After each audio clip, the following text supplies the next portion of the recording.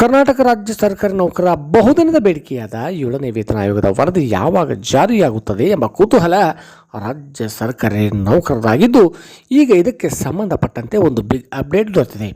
ಅದೇನೆಂದರೆ, ಕರ್ನಾಟಕ ರಾಜ್ಯ ಸರ್ಕಾರಿ ನೌಕರರ ಸಂಘದ ಅಧ್ಯಕ್ಷರಾಗಿರ್ತಕ್ಕಂಥ ಶ್ರೀ ಷಡಕ್ಷರಿ ಅವರು ಬೆಂಗಳೂರಿನಲ್ಲಿ ಮಾತನಾಡುತ್ತಾ, ಶೀಘ್ರದಲ್ಲೇ ಅಂದರೆ ಒಂದೆರಡು ದಿನಗಳಲ್ಲಿ ಆಯೋಗದ ಅಧ್ಯಕ್ಷರಾಗಿರ್ತಕ್ಕಂಥ ಶ್ರೀ ಸುಧಾಕರ್ ಅವರನ್ನು ಭೇಟಿ ಮಾಡಿ ಶೀಘ್ರದಲ್ಲಿಯೇ ವರದಿ ಸಲ್ಲಿಸುವಂತೆ ಒತ್ತಡ ಹೇರಲಾಗುವುದು ಎಂದು ತಿಳಿಸಿದ್ದಾರೆ.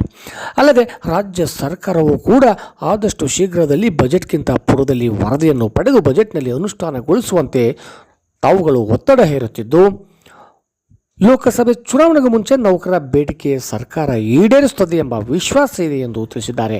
ಹಾಗೂ ಮುಷ್ಕರ ಮಾಡುವಂತೆ ನಮ್ಮನ್ನು ಮಾಡಬೇಡಿ ಎಂದು ಕೂಡ ಶ್ರೀ ಷಡಕ್ಷರಿ ಅವರು ಸರ್ಕಾರವನ್ನು ಆಗ್ರಹಿಸಿದ್ದಾರೆ.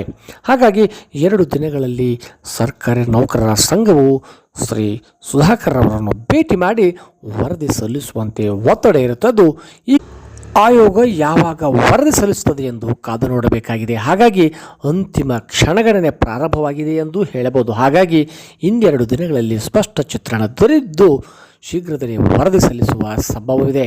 ಶೀಘ್ರದಲ್ಲಿ ವರದಿ ಸಲ್ಲಿಕೆಯಾಗದಿದ್ದರೆ ಮುಷ್ಕರ ಮಾಡ್ತಕ್ಕಂಥ ಎಚ್ಚರಿಕೆಯನ್ನು ಕೂಡ ಶ್ರೀ ಷಡಕ್ಷರಿ ಅವರು ನೀಡಿದ್ದಾರೆ.